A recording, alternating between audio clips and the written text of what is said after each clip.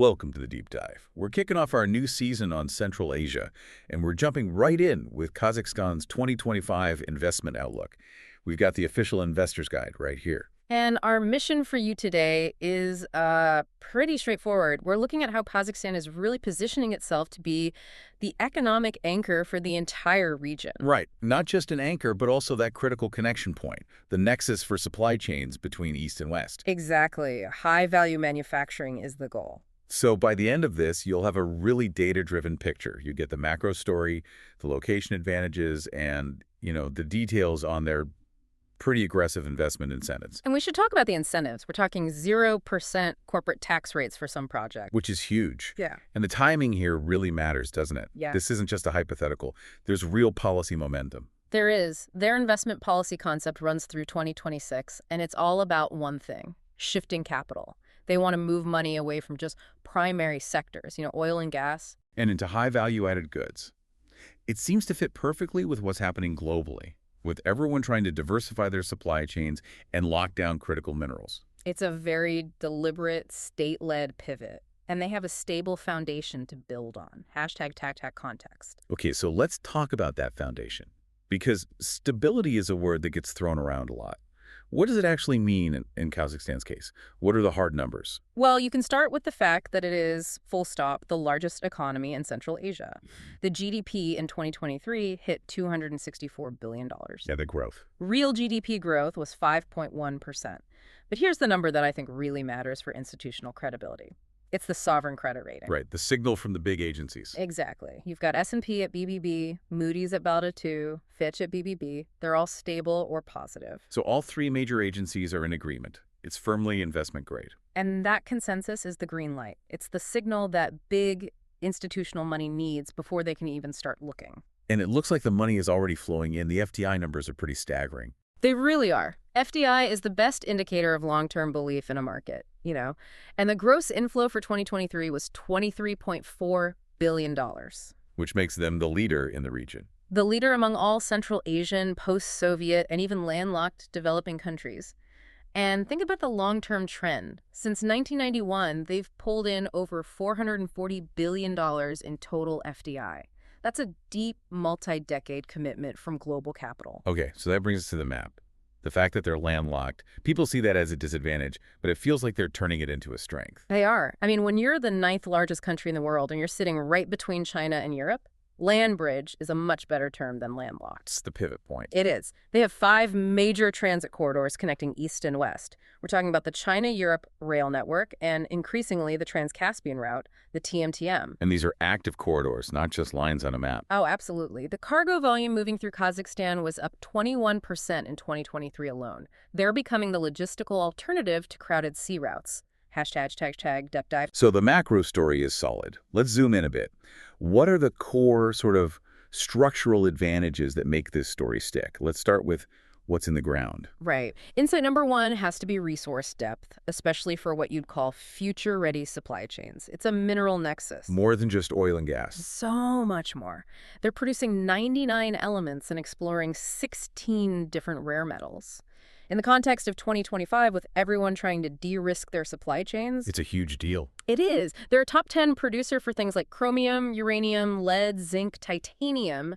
If you're a global company looking to secure your resource pipeline away from politically tricky areas, Kazakhstan is immediately on your list. And the scale is there. Mining and metallurgy is already a huge part of the economy. It's almost 30% of total industrial production, so it's not a potential. It's an existing massive industry. Okay, so that's the resources. What about the people? Insight 2. Do they have the human capital to actually staff these high-value manufacturing jobs they want to create?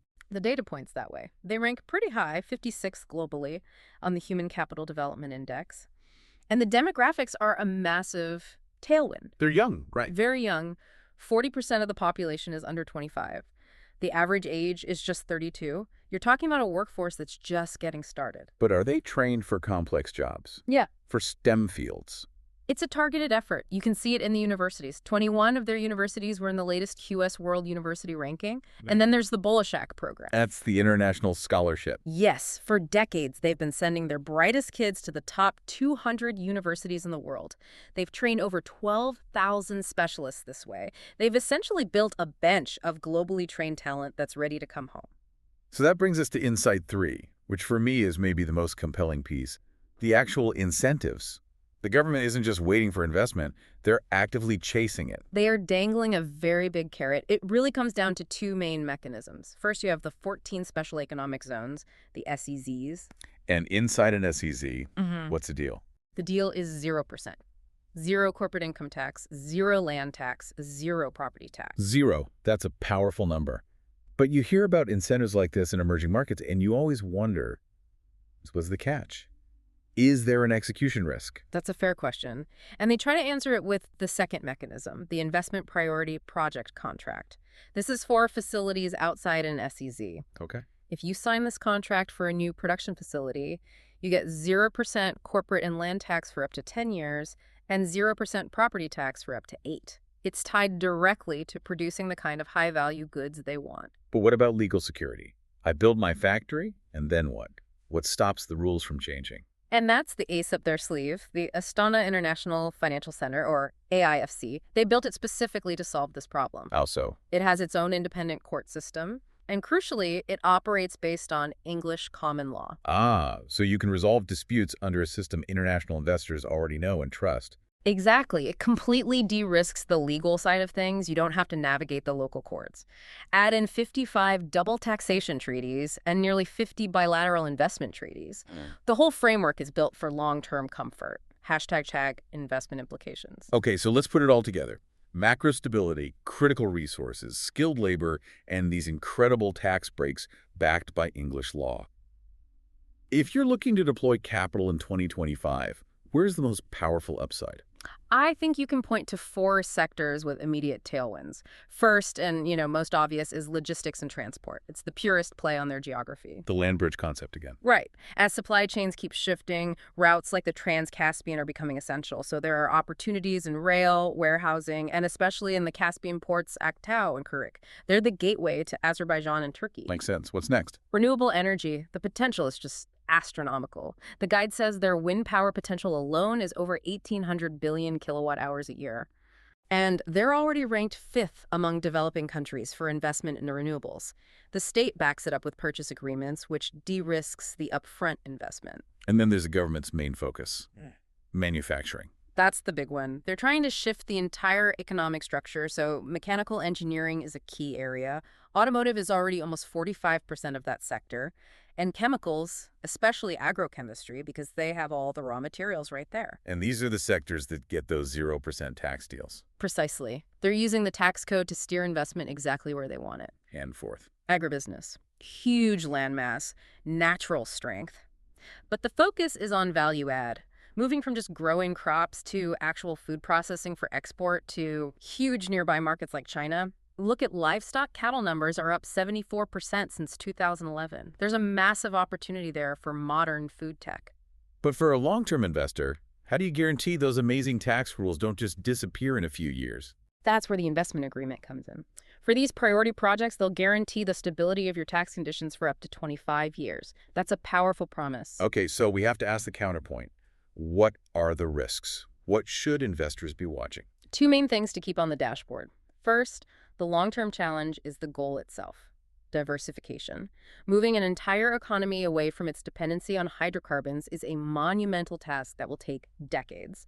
And second, in the shorter term, is inflation. It was running at 8.7% in 2023. That has to be watched very closely. #, closing in CTA. So wrapping this up, what's the outlook for the next 12 to 18 months? It really feels like a convergence of factors. You have the tax incentives, the AIFC's stability, and this unique geographic position. It points to an acceleration of investment into these high-value industrial and logistics projects. I agree. The pieces are in place. Now it's about execution, about landing those big international partners. I'd keep an eye on regions like Atyrau and Karaganda. Which leaves us with a provocative thought for you to take away. With the global race for critical minerals heating up and Kazakhstan's position as this land bridge between major powers, What's the embedded geopolitical premium on their infrastructure over the next decade? That's a good question. It's a premium that might not show up on a standard spreadsheet. Exactly. This deep dive is just the start of our new season on Central Asia, so be sure to follow our feed. In the coming weeks, we'll be drilling down into specific sectors, like the growing fintech and deep tech scene inside the Astana hub. Looking forward to it. Thanks for joining the deep dive.